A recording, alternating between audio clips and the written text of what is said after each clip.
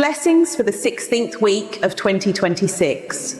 As we begin a new week, may God meet you exactly where you need Him most. For those staring down bills with no clear answer, may God provide for you. For those job hunting, may the right door open this week. For those underpaid and overlooked, may the recognition catch up to the work. For those without a safe place to sleep, may God put a roof over your head.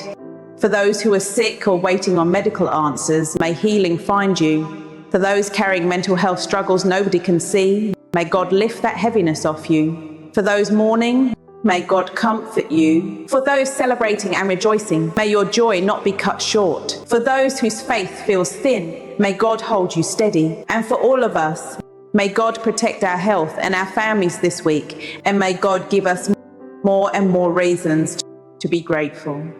Amen.